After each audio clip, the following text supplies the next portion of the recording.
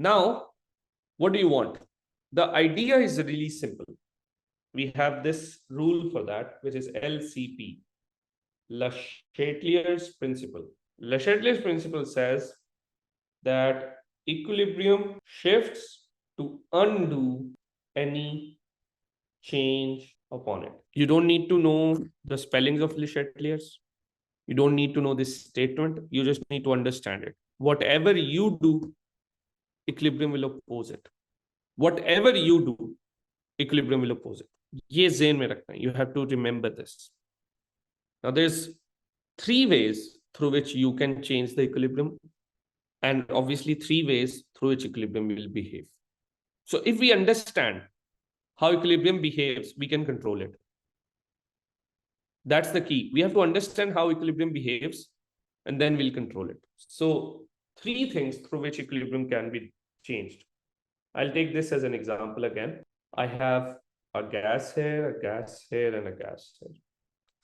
Okay, so easiest way to disturb the equilibrium is to change the concentration. How do you change the concentration? Really simple.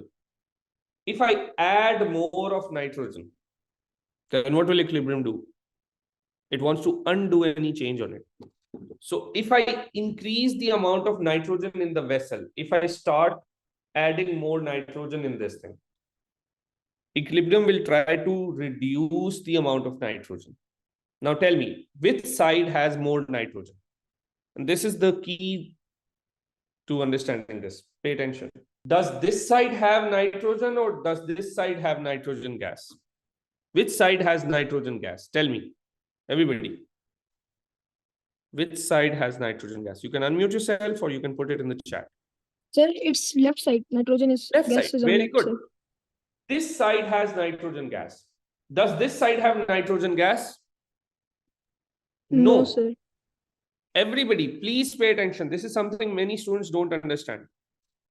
This side does not have nitrogen gas. It has ammonia gas. Nitrogen is part of ammonia. It's not separate. So we will say that we have nitrogen here. We don't have any nitrogen here. We only have ammonia.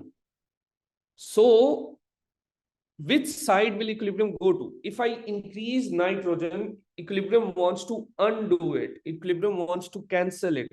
Equilibrium wants to reduce the nitrogen. So it will obviously go to this side because there is no nitrogen there. So if I increase nitrogen, equilibrium goes here. It favors the forward side. So if concentration of a chemical or a substance is increased, equilibrium favors the side with less of it. That's it. Let's try one more thing. What if I increase hydrogen? Which side will equilibrium favor? Remember, equilibrium is going to oppose what you do. So does this side have hydrogen or does this side have hydrogen? Reactants or products? Right side or left side? Which side has hydrogen? Tell me. Vikram, basically, it opposes what you do. That's what equilibrium does. No matter what you do, it opposes it. So if you increase one thing, equilibrium will try to decrease it by going to the opposite side where you have less of that. So right now, I have hydrogen gas here, no hydrogen gas here. So the right side, sorry, this is the right side. Right side has no hydrogen. Left side has hydrogen. So if I increase hydrogen, equilibrium will go to the side that will decrease it, which is this one, because there is no hydrogen here. There is ammonia, no hydrogen. So if you increase hydrogen, equilibrium will try to oppose that. So it goes to this side where there will be less hydrogen. There is no hydrogen there. So equilibrium goes forward so that hydrogen is used up. Okay, let's oppose that. What if I start using up the ammonia that I have? Equilibrium is established. I have equal rate of going forward and backward. I open the tap from one side of the container and remove some ammonia. I decrease ammonia. What will equilibrium do? It will go to the side that will increase ammonia. Is that side forward side or backward side? Left side or right side? Which side has more ammonia? Right side. Very good. So equilibrium comes to this side, so it increases ammonia. And that's what we wanted, right? So we are playing reverse psychology with this one. Whatever we do, equilibrium will oppose it. So we will make it come to our, we'll trap it. So if I want to make more ammonia, I will decrease the ammonia. So equilibrium will rush to this side. It will try to make more of it. Because I know equilibrium will always oppose me. Okay, let's try one more thing. The second thing is temperature. Now, when you look at temperature, equilibrium only sees exothermic or endothermic. So let's say this reaction is exothermic on this side, which means it is endothermic on this side. So the right side is exothermic, it increases the temperature. The left side is endothermic, it decreases the temperature. So whatever you do, equilibrium is going to oppose it. Let's say I raise the temperature of this reaction.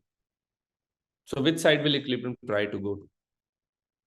If I'm increasing the temperature, equilibrium wants to decrease the temperature, right?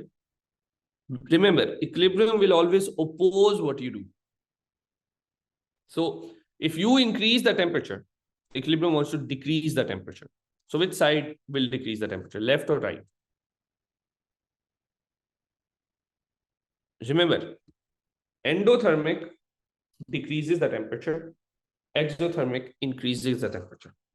So if I increase the temperature, what does equilibrium want to do? Step by step. If I increase the temperature, equilibrium wants to oppose me, it will decrease the temperature. Which side is that? Left or right? Left. Left. Very good. This side is where temperature will be less. So equilibrium will come here. Equilibrium will favor the left side. Always remember, whatever you do, equilibrium will oppose it. So if I increase the temperature, equilibrium will try to decrease the temperature, which is this side. So equilibrium will favor the left side. If I decrease the temperature, equilibrium will go to the side to increase the temperature, which is this side. So equilibrium will favor the right side. So the right side will start to become faster. So if temperature is increased, equilibrium goes to endothermic side to decrease it, and vice versa. That's it. Third case, pressure. Now, pressure only works on gases. So we have to pay attention to how much gases we have here. On the left side, remember, all gases work together. So on the left side, I have 1 and 3, 4 moles of gas. On the right side, I have 2 moles of gas. 4 here, 2 here. Which side has more contribution to pressure? This side, because there's more gas here. I'll give an example. Air is almost 80% nitrogen gas. So 80% of the air pressure comes from nitrogen. Oxygen is almost 20%. So almost 20% of the air pressure comes from oxygen. Carbon dioxide is very little, 0.03 or something. So that percent of air pressure comes from carbon dioxide. The gas that is more contributes more. That's it. So now, if you talk about pressure, all of this is happening in the same cylinder. So the total pressure is made of the pressure of nitrogen, hydrogen, ammonia. There's 4 of the reactants, 2 of the products. So 4 out of 6 of the pressure is coming from reactants, and only 2 out of 6 of the pressure is coming from products. So we can say that this side has less pressure, or this side is producing less pressure, and this side is producing more pressure because you have more gaseous moles. So that's the key idea here, that more gaseous moles contribute more to pressure. That's the main understanding idea here. So if pressure is increased, equilibrium goes to the side with less gaseous moles. Why? Because that decreases pressure. So if I increase the pressure, equilibrium will try to decrease the pressure by going to the less gaseous moles. So it will favor the forward side. If I decrease the pressure, equilibrium will try to go to the side that increases the pressure, which is the left side. Okay?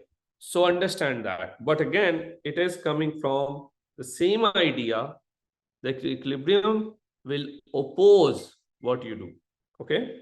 Okay? So whatever you do, equilibrium will oppose that. If you understand this idea, your question will never be wrong.